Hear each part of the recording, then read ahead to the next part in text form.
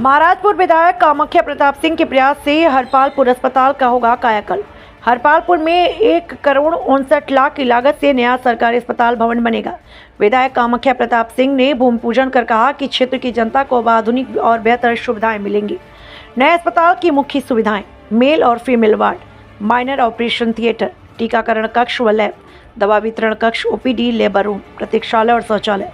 जल्दी एक महिला और एक पुरुष डॉक्टर की भी नियुक्ति होगी। इस अवसर पर नगर परिषद अध्यक्ष Amit Agarwal, CMHO doctor RP Gupta सहित कई गणमान्य उपस्थित रहे।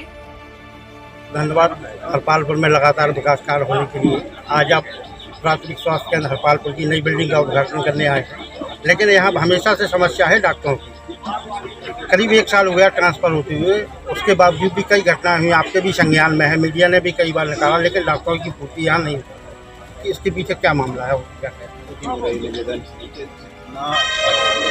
सरकार कार्य करेगी, लेकिन पब्लिक वाइज और पब्लिक से ज़्यादा जो हम लोग के डॉक्टर्स हैं उनसे भी मेरी चर्चा हुई थी। आदरणीय साहब सब लोग बैठे थे, उनकी ड्यूटी थी और जिसमें समस्या आ रही थी, मैंने उन लोगों को भी समझाया था, उनसे मैंने चर्चा करी थी कि वो अपने कार्य को पूर्ण रूप से सोल्यूशन इस चीज़ को ले।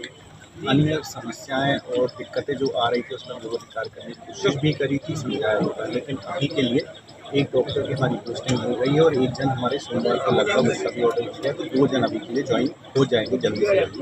और कोशिश यही रहेगी कि उस चीज़ पे हम लोग पूरे टाइम नज़र रखेंगे और इस चीज़ पे सुधार होकर ही रहेगा। अध्यक्ष जी ने सीएमएचओ साहब से निवेदन किया है, डीएमओ साहब से, तो हम लोग की लगातार उस संबंध में चर्चा होती रहेगी कि इस रूपरेखा में सुधार की आवश्यकता पूर्ण रूप से है और हम लोग करेंगे।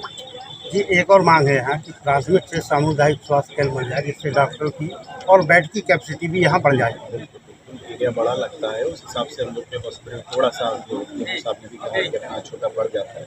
कोशिश यही रहेगी कि आगे जाके ये जो रेलवे फाटक संबंधित भी दिक्कत आती थी, जिसपे क्रॉस करने में पेशेंट उस साइड बच जाए, फिर रेफर होकर उधर बच जाए, तो हम लोग बड़ा जो हॉस्पिटल के लिए हम लोग जो कोशिश करेंगे, सीएमएचओ साहब और डीएमओ साहब और अध्यक्ष से सब लोग हम लोग कोशिश करेंगे नई जगह दिखवा के वहाँ एक्सेस ज़्यादा अच्छा हो नगर के लिए, और वहाँ से आगे बड़े शहर भी कहीं अगर ट्रीटमेंट एक हो जाता है तो वो रास्ता भी हम लोग को आसान पड़ता है। विधायक जी, यार रात के समय बहुत दिक्कत होती है, इमरजेंसी में यहाँ पे डॉक्टर नहीं मिलती है, तो उसको लेकर क्या कहें?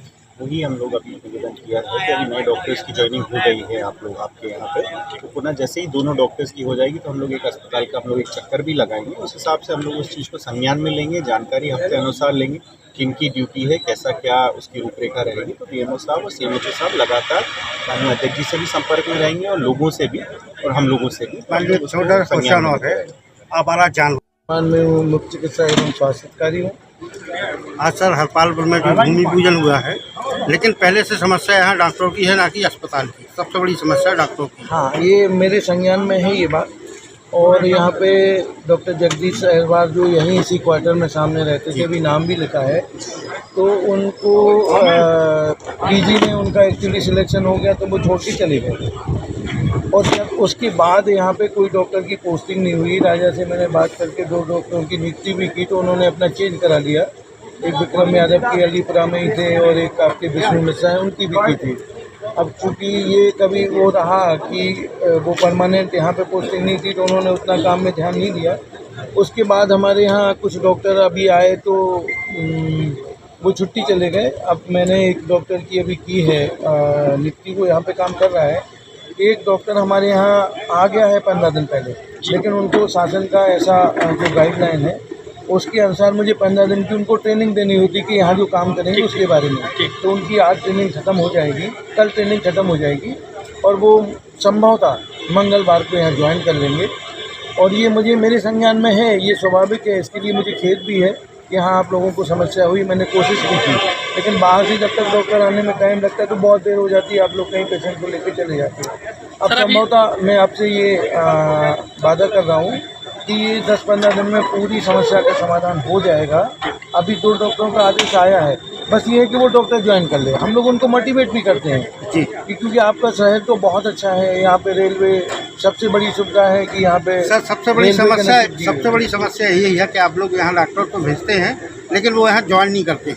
उसको लेकर क्या ठोस कदम उठाएंगे जिससे वो यहाँ ज्वाइनिंग कर सके? ज्वाइन करेंगे तभी मरीजों को इलाज मिल पाएगा। ये तो स्वेच्छा से होता है, हम लोग तो शासन को बेच के उनको निकाल देते हैं।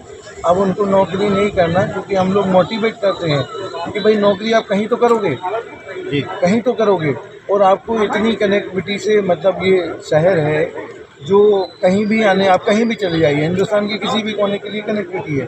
चाहे आप दिल्ली चले जाइए 6 घंटे में पहुंच जाते, कहीं भी, तो उसके लिए समझाते। और अब ऐसा नहीं होगा, अब डॉक्टर आएंगे, 2 तो आपके यहाँ रहेंगे।